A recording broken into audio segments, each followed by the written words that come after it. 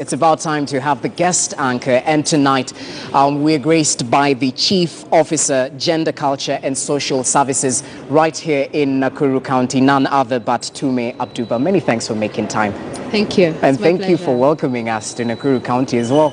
We are honored, and you're most welcome to Nakuru County. All right, now you're the Chief Officer. Yes. The Department of Gender, Culture and Social Services. Yes. Before we get to know a little bit more about you, I'm interested, what exactly does your work entail in Nakuru County?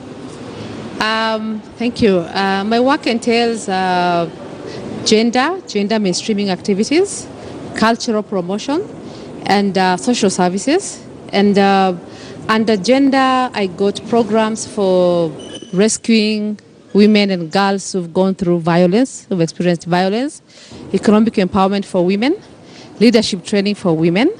And we are doing, it's not about women only, it's about men, women, boys, girls, the disabled, and the elderly. So it's about advocating for their rights and empowering them. All right. Then for culture, is about preserving our culture, promoting the artists, promoting talent amongst artists in the county, identifying sites and monuments and preserving them. Okay. And in social services is where we support children who are in need of care and protection. I have a program for the elderly, and I have a program for people living with disabilities. All right, now that's a lot on your entry. Yes. And before we get into the in-depth pointers of what exactly you do, let's just highlight something about culture. I can see you're draped in, it's cultural, right? Yes. Just tell us a little bit more about it. What I'm dressed in is it's a traditional Borana outfit. This is called a guntina. Guntina is worn by women, particularly women who have just delivered. Okay. Need to have some free clothing around here. So it's worn a lot, mostly by women who've just delivered, Okay. or any other woman. And only on any occasion, it's a beautiful free dress. It's a wrap. You It's wrap a wrap. around it. Okay, okay. It's not a dress. Okay. Something you wrap around. It's a wrap. Yeah. So Borana, you're Borana, right? Yes, I'm Borana. Now I'm trying to link up. You're in Nakuru County. Yes. You hail from the Borana clan, yes? Yeah, tribe. Borana Yes. tribe. Yes. Oh, how was the transition? Just tell us in brief just how exactly you got here, here. because it's very interesting, I must say. Yes, I come from Marsabit County, Okay. Saku constituency, born and brought up in Marsabit. I did well in my primary school, then I went to Kaga Girls High School in Meru. Meru, okay. Yeah, then from there I went to Catholic University for my bachelor's degree, and I was an A student. I was always on the dean's list and got a scholarship. And just before graduation, I got a job with the United Nations, UNICEF, Gigiri in Nairobi, before even graduation. Oh. I worked for 2 years, and my job came to an end. Then there was an opening in Nakuru in 2007, and found myself here around the time when we had the post-election violence. I was managing a malaria program, HIV program, Okay. to 2007. And since then I've been here. And last year, 2018, I joined the county as chief officer. As chief officer. Yes. Okay, so it's barely been a year or so. Yes. In terms of working with the county government. But for Nakuru, what stands out for you before we get into what you do as the chief officer? What stands out for you about the county? I mean, I saw flamingos. Yeah. It's a cultural rich Heritage. county. Yeah. Yes, it is. It is. It's a melting pot. We have all the cultures, tribes, all the 44 tribes in Kenya found here. Myself coming from Marsabit, serving as a chief officer is an honor bestowed upon us by His Excellency the Governor. We have an incredible governor who is also a student of art. He loves art. He goes to theater. The wife is also a book writer. Okay. So Nakuru is endowed with a lot of cultural and tourist attraction sites. I know you know Hell's Gate is in Nakuru. Yes. Tomb Raider, the blockbuster movie, It was shot here. Angelina Jolie was here. So we have Kariandusi, we have Hyrax, We have 5 lakes in Nakuru, the only county that has 5 lakes. We have the Menengai crater. Okay. So there's so much, and there's a lot of talent in Nakuru. The likes of Hamo, DJ Shiti came from here. Definitely. But I'm saying no more DJ Shitis going to Nairobi. We are retaining them in Nakuru. Retaining them right here. We are building their, we are supporting them and retaining them in Nakuru. Well, that's very important. Nakuru is open for business, yeah? Yes. So let's talk about business. What exactly you do in terms of cultural policies that you've put in place to ensure that the creatives, that the artists as well, get a proper platform in Nakuru to showcase their talent, not just to the residents right here, but to the rest of the country as well?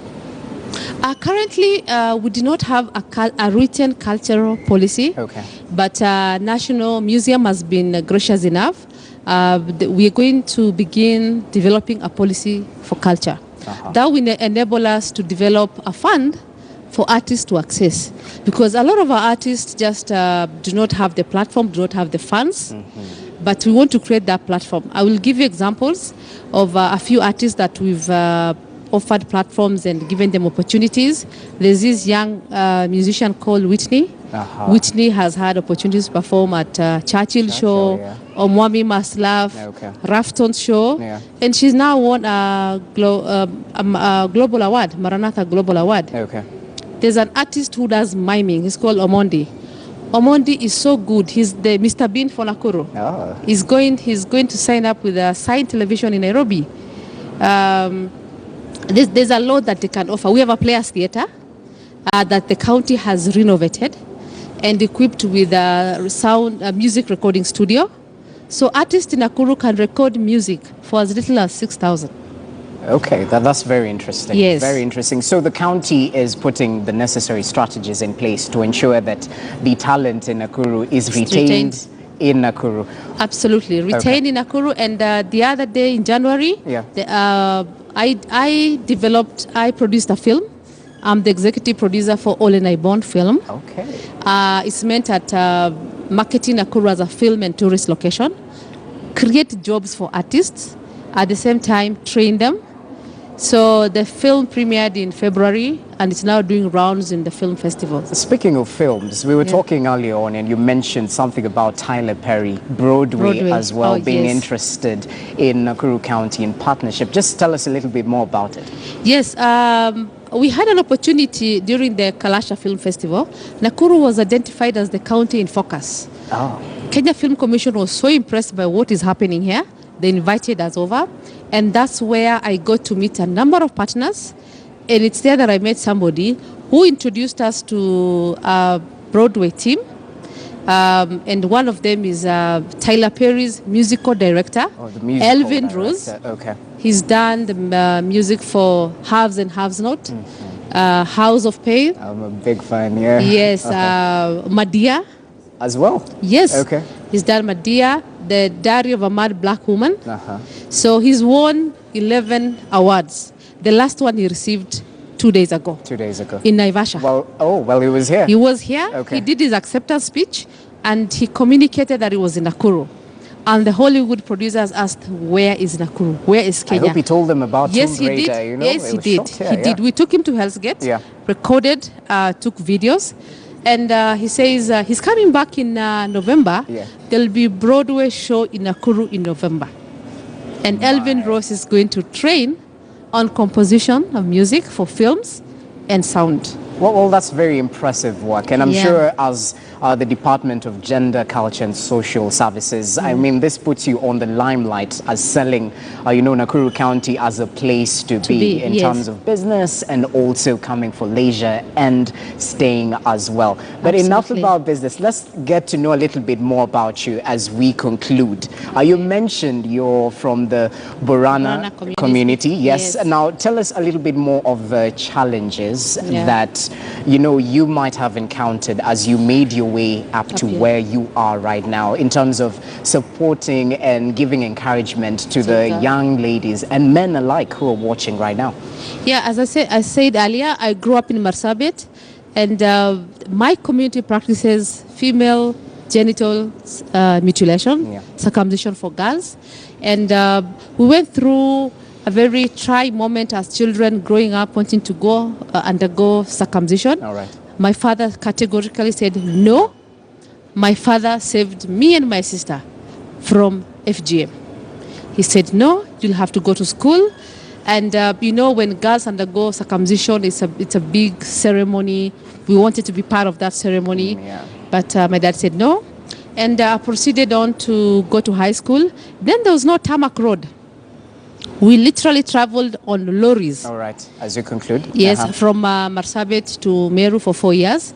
My father always accompanied us to and fro. To and fro. To and fro. That's very Even when I important. went to university, the same way. The same thing. Yes. So family is very important. Very important. And I'm sure we'll get to know a little bit more of what you've done in order to ensure that, that cultural passage is not something that is upheld in the modern time and era. True. Well, that's very amazing. The Chief Officer, Gender, Culture and Social Services, Tumme Abduba. Many thanks for making time for the Friday briefing. Yeah. And I mean, Nakuru is an amazing place. We'll get to interact more with the Chief Officer later on in the broadcast, so you can stay with us right here on the Friday briefing. Let's just take a short break. We'll be back with more news, business and sports, but you can definitely look forward to more conversations right here on KTN Friday briefing.